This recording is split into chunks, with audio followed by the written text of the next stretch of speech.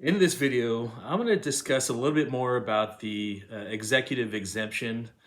In particular, I want to discuss managerial employees. This includes store managers, general managers, assistant managers. These in particular have been the subject of many lawsuits as far as whether they're properly classified as exempt. Now, businesses want to have their managers and assistant managers be classified as exempt. Many businesses they want their managers to work many hours, sometimes up to 60, 70 hours in a week, and they think that just because they classify them as exempt means that they're exempt.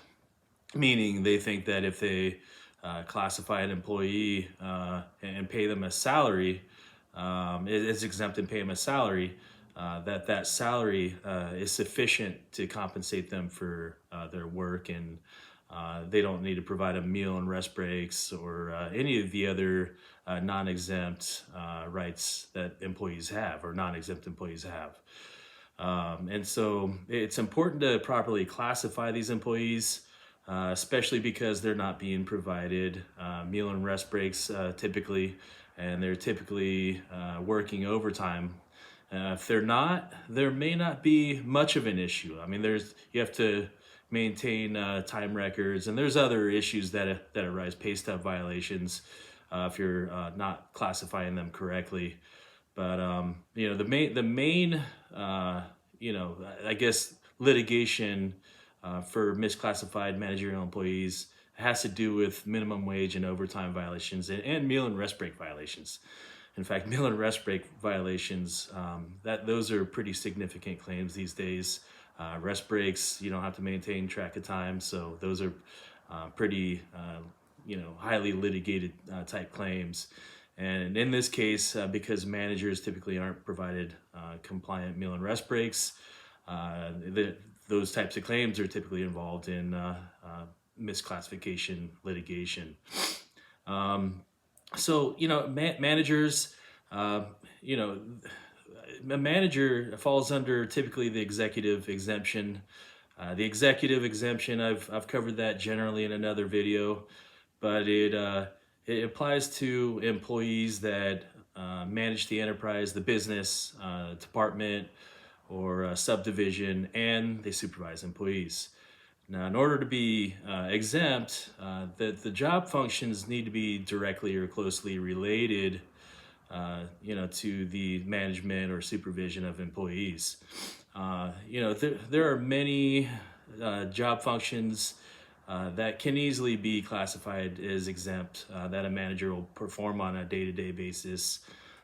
These include hiring, firing, training, scheduling, the purchasing of a product, determining what's going to be sold, telling employees what to do, where to go, what job they're going to perform, appraising of job performance, disciplining, handling grievances, and so on. These are easily managerial job functions. But what does it mean to be directly or closely related to the management or supervision of employees, management of the company? It also can include some job functions that may typically be, seen as a non-exempt job function by, the regular, subordinate employees. The difference is that we must look at the goal and who's actually performing the work and the goal of the work. If the goal of the work is to engage in some sort of managerial or management of the business or subdivision or department or supervision of the employee, that's something that can be seen as exempt, even though it may look like it's non-exempt. Stocking of shelves.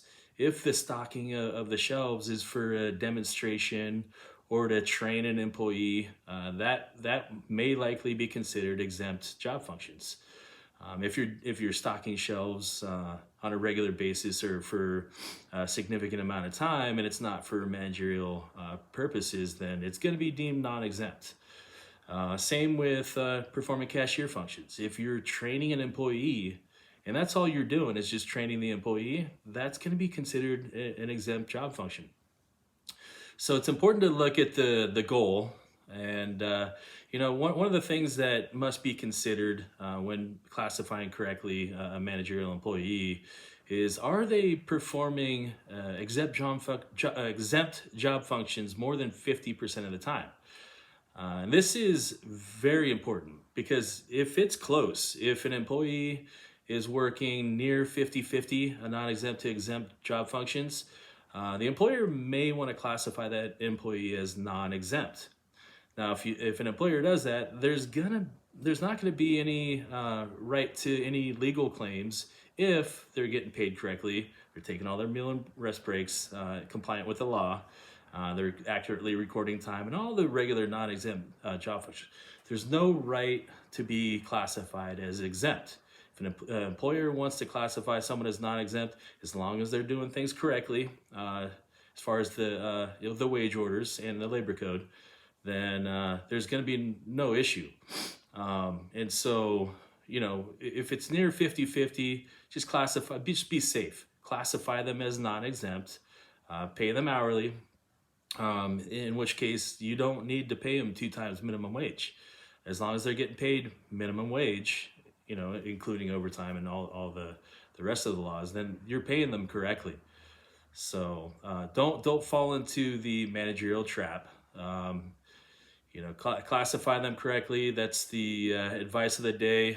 Don't get into some litigation. The statute of limitation goes back 4 years. A lot of attorneys these days are bringing PAGA claims, and that's a private attorney general action claim on behalf of the state. And it starts to get really expensive, and there's attorney fees involved with unpaid wages. So again, classify employees correctly. If you like this video, please subscribe. Thank you very much. Have a great day. Bye.